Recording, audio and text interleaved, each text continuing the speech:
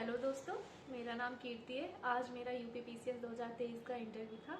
मैं अपना personal experience आपसे शेयर करना चाहती हूँ। जैसे ही मैंने एंट्री किया था, उन्होंने मुझसे पूछा, मैंने विश करने के बाद उन्होंने मुझसे पूछा अपना कोड दीजिए। तो मैंने उन्हें अपना कोड दिया। मैंने एक्सपेक्ट किया था कि वो मुझसे कोड से रिलेटेड क्वेश्चंस करेंगे, लेकिन वहाँ से उन्होंने क्वेश्चंस नहीं किया। उन्होंने मुझे बैठने के लिए कहा, मैं बैठी चिल्ड होकर। फिर उन्होंने मुझसे कहा कि आप मैम अब तक आप क्या कर रही थी। वो लोग बहुत सीनियर होते हैं, उन्होंने मुझे मैम कहा, मैम अब तक आप क्या कर रही थी। तो मैंने बताया सर प्रिपरेशन। तो उन्होंने कहा किस चीज़ की प्रिपरेशन। मैंने कहा सर यूपीपीसीएस। तो फिर उन्होंने मुझे कहा आपने यूपीएससी नहीं दिया। मैंने कहा नहीं सर। तो कहा क्यों नहीं दिया। मैंने कहा सर पर्सनल गाइडेंस यूपीएससी के लिए नहीं थी, तो इसलिए मैंने यूपीएससी नहीं दिया। तो मुझे लगता है मैं उसके लिए अभी नहीं हूँ। तो कह रहा था आप यूपीपीसीएस का लेवल यूपीएससी से कम समझती हैं। मैंने कहा नहीं सर, ये बात नहीं है, मुझे यूपीपीसीएस के लिए गाइडेंस उपलब्ध थी, यूपीएससी के लिए गाइडेंस नहीं थी। कह रहे ओके।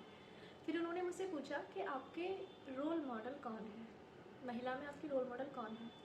तो दोस्तों, जैसे कि मेरी रोल मॉडल मेरी मम्मी जी है, तो मैंने उनको बताया सर मेरी माता जी मेरी रोल मॉडल है। तो फिर उन्होंने पूछा तो आपकी रोल मॉडल क्यों है। तो मैंने उन्हें बताया कि वो सिंगल मदर हैं और उन्होंने मेरे लिए बहुत कुछ किया है, उनकी वजह से मैं आज यहाँ पे उपस्थित हूँ, उन्होंने इस योग्य मुझे बनाया है। फिर उन्होंने मुझसे दो चार क्वेश्चंस और पूछे, मैं अभी रिकॉल नहीं कर पा रही हूँ। फिर नेक्स्ट बोर्ड मेंबर जब गए तो उन्होंने मुझसे कहा कि आप ये बताइए कि जो सिंगल मदर्स होती है, क्या उनको सच में प्रॉब्लम्स है या ऐसे ही सोसाइटी में बस बोलबाला है। तो मैंने उनको कहा कि सर प्रॉब्लम्स होती हैं। तो उन्होंने कहा कौन सी प्रॉब्लम्स। तो मैंने कहा सर फाइनेंस की, और डिसीजन मेकिंग पावर जो होती है उनकी बहुत ज़्यादा इन्फ्लुएंस्ड होती है परिवार वालों से। तो उन्होंने मुझसे कहा आप क्या कहना चाहती हैं कि जो डिसीजन मेकिंग पावर है वो कम होती है। तो फिर मैंने उनको कहा कि कम नहीं होती सर, इन्फ्लुएंस्ड होती है। फिर उन्होंने मुझसे पूछा कि फिर बोर्ड मेंबर ने फिर मुझसे क्वेश्चन किया, जो चेयरपर्सन थे। उन्होंने मुझसे कहा कि आप ये बताइए कि इतिहास में ऐसी कौन सी माँ देखती हैं जिनसे आप प्रभावित हैं। दोस्तों, मैं उस टाइम याद नहीं कर पा रही थी, तो मैंने कौशल्या जी का नाम ले दिया। तो उन्होंने मुझसे पूछा कि कौशल्या जी में ऐसा क्या था। तो मैंने कहा सर एक माँ जब अपनी संतान को दूर भेजती है अपने खुद के स्वार्थों को अलग रखते हुए, तो सर इस चीज़ ने मुझे बहुत प्रभावित किया। फिर क्रॉस क्वेश्चन सुमित्रा जी, कौशल्या जी, केकई जी, इन तीनों से हुआ। मैंने उसका आंसर दिया।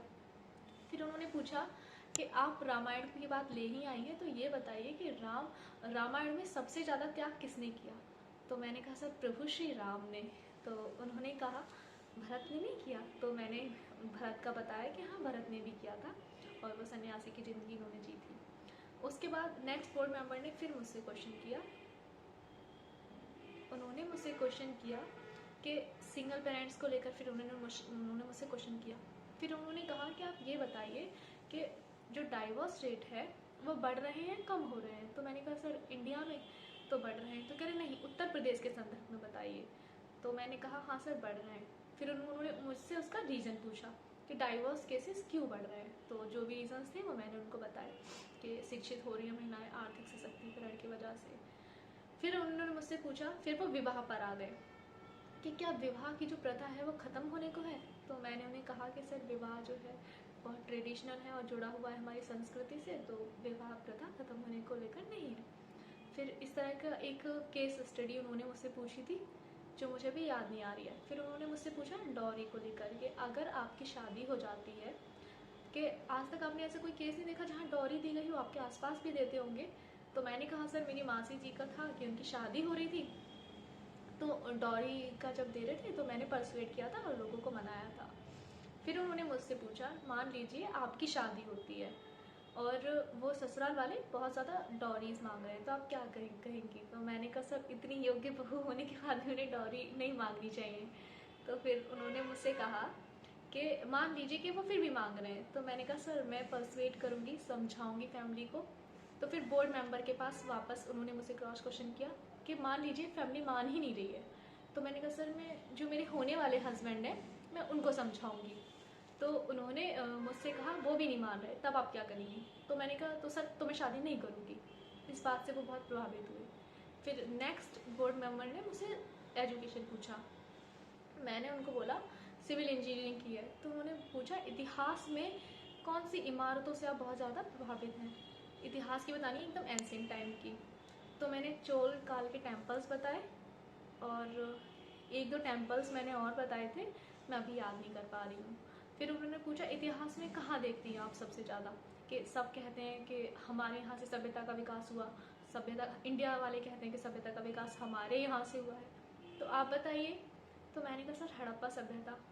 फिर उन्होंने मुझसे ड्रेनेज पैटर्न को क्वेश्चन पूछा कि बहुत ही ज़्यादा एडवांस ड्रेनेज पैटर्न कहाँ मिला है। तो मुझे धौलावीरा लग रहा था, लेकिन मैं गलत ना बता दूँ इसलिए मैंने धौलावीरा का जिक्र नहीं किया, मैंने वहाँ पे सॉरी बोला।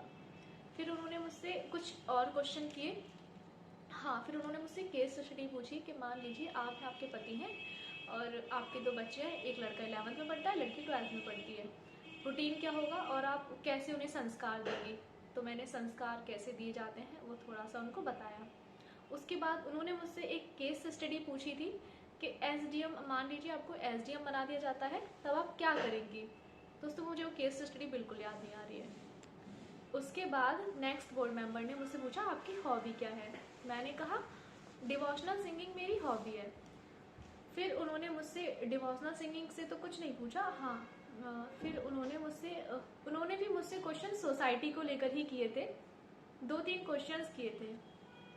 हाँ, कि मान लीजिए कि आप जो है फैमिली में हैं और आपका जो रिश्ता अच्छा नहीं चल रहा है, तब आप क्या करेंगी।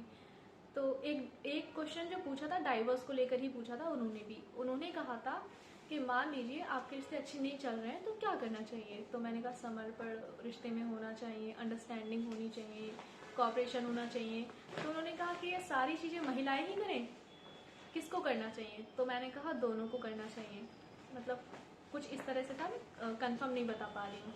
फिर उन्होंने मुझसे पूछा सौतन का क्या सौतन जो व्यवस्था है या जो सौतन है क्या वो आज की देन है या पहले से ही है। तो मैंने उनको बताया कि सौतन पहले से ही है सर। तो उन्होंने पूछा कि सौतन का सोसाइटी में क्या रोल है। तो क्योंकि मुझे नहीं पता था तो मैंने कहा सर वो दूसरी वाइफ होती है। तो फिर उन्होंने मुझसे कहा कि फिर बोर्ड मेंबर ने फिर से मुझसे क्रॉस क्वेश्चन किया, सॉरी चेयरपर्सन ने। उन्होंने कहा कि सौतन जो है उनको इतनी खीर दृष्टि से क्यों देखा जाता है।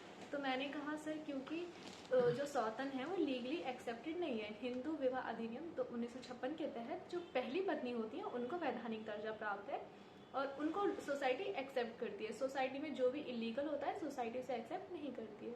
तो फिर उन्होंने पूछा क्या कोई ऐसा और धर्म है जहाँ पे सौतन व्यवस्था जो है और एक्सेप्टेबल भी हो। तो मैंने उस धर्म का नाम लिया और फिर उन्होंने मुझसे बहुत ही प्यार से हंसते हुए कहा, उन 4-5 मोमेंट हंसने वाले आए थे वहाँ पे, और फिर उन्होंने मुझे बहुत ही प्यार से हंसते हुए कहा बेटा अब आप जा सकते हो। तो फिर मैं आ गई। Thank you so much.